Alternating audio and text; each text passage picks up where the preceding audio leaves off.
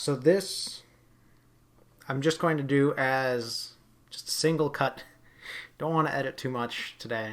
So we're going to make this a single cut follow-up to the last video, which talked about what I put in quotations as true pressure. Why I said true pressure originally, despite true pressure losing to certain moves, is that it is true pressure in the sense of frame data. When it comes down to the frames, if they were to use their fastest option there, they can't beat you. So it is technically true mathematically that you cannot be beat there. However, we also must consider how movement works in Tekken. So it can make things that mathematically seem true, such as the frame data, a little bit screwier to deal with. So with true pressure, as I was talking about it, they can't beat you when you have a true pressure advantage with their fastest option, whether that be a 10-frame move or another very quick move. However, you can lose to slower moves that have evasion or crush properties. So in this video, we're going to be discussing how you can lose when you do have true pressure, and also how to beat those. We covered this a little bit in the first video, which was how to stop someone from moving around your pressure, which is when you use tracking moves to stop them. We're going to cover that again today, but we're going to cover ways that they can beat your pressure when you have a true frame advantage from any of the situations.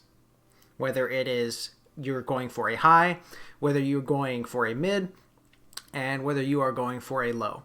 And again, lows will typically come from mental pressure, but even in many cases, unless you have a very big frame advantage, you can't make people respect your lows. And the only way you can stop any of these options from beating you is if you have a very, very big frame advantage. So, without further ado, let us begin. So I'm going to have the Bob bot do some strings, and we will go through them. All right. Very first one we got is the 10-frame punish into a high. So we discussed this before. So the only way I can beat these high, if I'm talking about frame advantage, is ducking it. Because if I try to jab here, I'm going to lose. It's not even getting out. It's not even getting close to getting out there. So, what do we have to do now to beat this high? Thankfully, highs you can beat without committing very much. I can beat a high follow-up by either crouching or by doing a move that has high crush properties, or can also be known as technically crouching. If you have a move that does this faster than the frame gap between the next attack hitting you, then you can evade it. For example, Fang's down back 3 has a very early startup on how he gets technically crouching. If you can see on the status, he starts standing and goes crouching. Very early. Even right now you can see, if you can just barely see in the middle, crouching. So because of that, even though this move is 16 frames to start, we can beat this pressure. Look at that. It's a punish. With that, we can beat the technical true frame advantage Bob has by just doing the low there. Even though it's slower, because it counts as crouching, we're able to get out of the way of the high. The important thing is to think of these moves as crouching or as jumping, because that is the stance that you're in.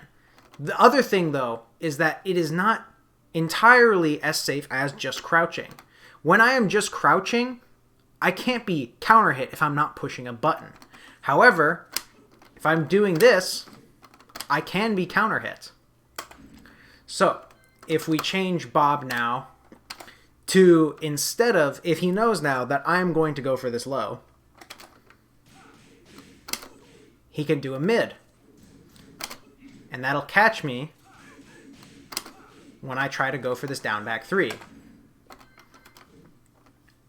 So, to beat someone who is going for a technically crouching move, we need moves that will either hit them mid or moves that will beat them before they get that startup out.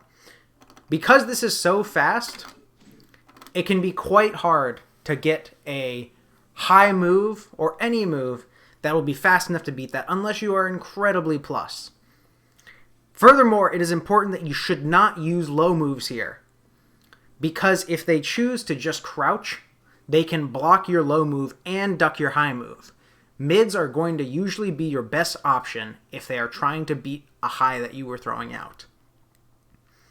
Next one, to beat low moves. So let us set Bob to give us some lows now. I'm not used to hitting the play button. So this string, while it's not true pressure in the frame data sense, it is his fastest low option. So you can use this pretty viably once you condition them to block.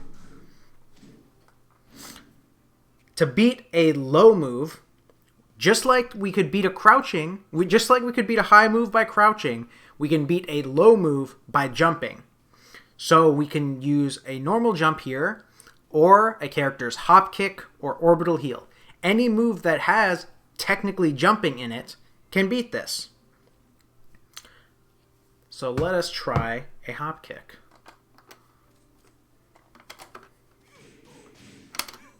Look at that, it's a punish. And furthermore, you get a full launcher off this.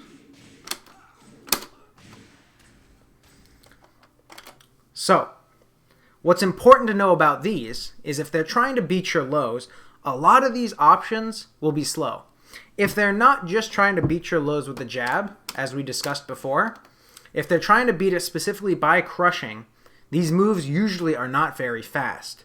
So what that means is that you can use either a mid or a high to float them for a combo.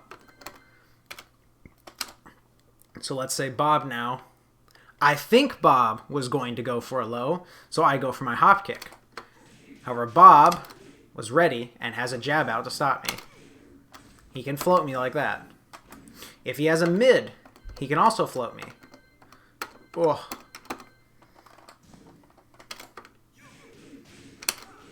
Just like that. And that's a combo for Bob. Because of this, hop kicks can carry a lot of risk with them. However, the reward is usually very big for the attacker. So to condition people to stop jumping over your lows, you have to be very effective with your use of your mids and highs and maximize on those floats that you get. All right. Next is, how do we beat a mid move?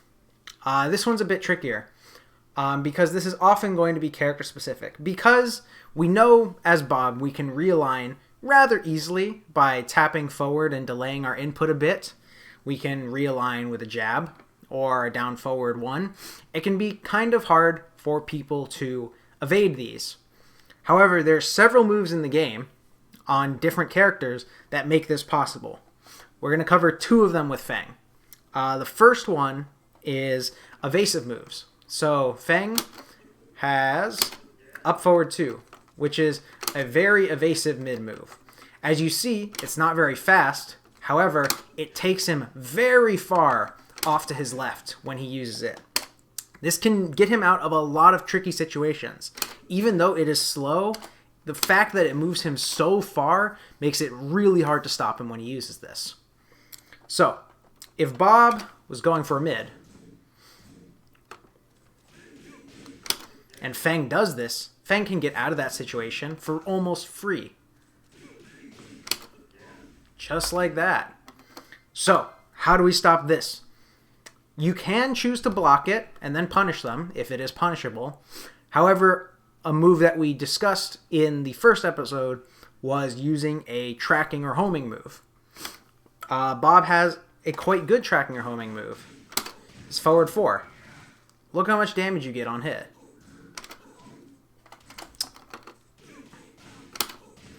Oh, so much damage if they choose to push a button there with evasion, because it counter hits.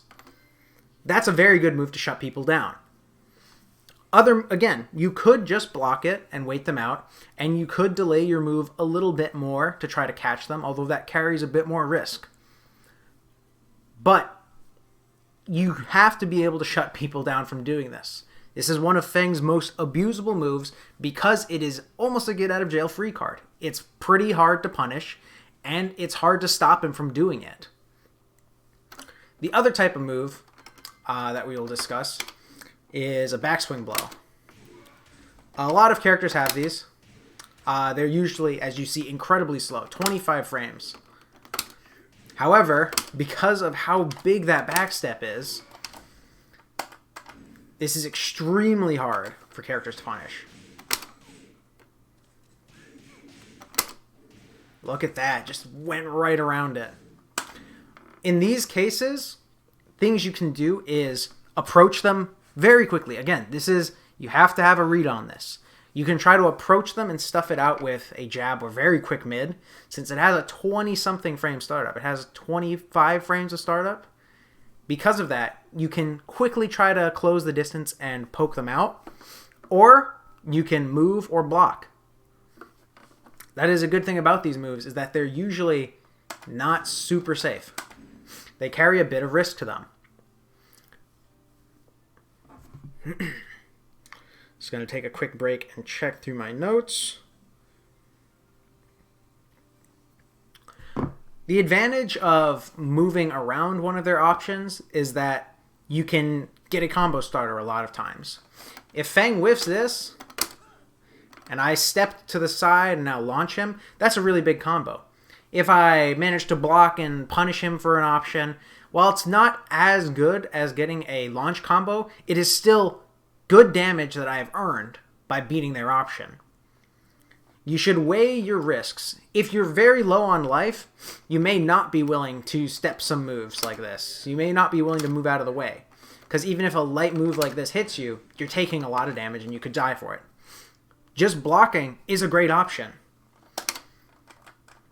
That's the other thing, is sometimes when you're going for your pressure, if you're unsure what to do, just wait. Just wait and see what they do. Let them make a mistake. Look at that. By just backing up, Feng whiffed his hop kick. If he was expecting my low and threw out his hop kick, he's just whiffed it. Now I get a combo. You can play around with these options and test your opponent to see what they know. But it's important to know, the biggest takeaway from all of this is that even if you have a true frame advantage mathematically, there can be options to beat it. Only if you are incredibly plus can you always shut down these options. But since we're not always going to be in a situation where we are +7, +8, or +9, we need to know how to deal with them. These are great ways to deal with them. Just to review again, if they are going for highs, if they are anticipating your high, what you have to do is you have to throw out a mid. If they are anticipating a low, what you have to do is be able to react with a mid or high and float them for a combo if they go for a tech jump move. And with the first one, yes. If they're trying to beat your high with a tech crouch move, you need a mid to force them to stay honest. If they are trying to beat your mid by evading it with some evasive move like Feng's up forward 2, or by using a backswing, either move out of the way and let it whiff, wait it out by blocking and then take your turn or punish them for it, or chase them down. Try to realign with them and stop that move from coming out. That one tends to be fairly risky, so choose how much risk you want to take by trying to stop these options. And again, if they're also trying to sidestep or use evasive moves that have a lot of stepping power, if they step very far with these evasive moves, you can use a tracking move and usually score in a lot of damage while still being relatively safe. Bob's homing move is -9. That's very safe. The disadvantage of it is being a high. However, it's still very, very safe. So, I hope that helped understand why true frame advantage doesn't always mean it's going to be your turn, and how you can deal with people throwing out different options to beat you. Slower options, which on paper don't look like they would work, but because of how they move, how they evade things, can beat your setups. So, go practice. Ultimately, just knowing this is half the battle. You have to know how your opponent's character works also. But take it to the lab, practice a bit, and apply it in real games. So that's all I got to say. Gonna clip this for YouTube now. Thanks.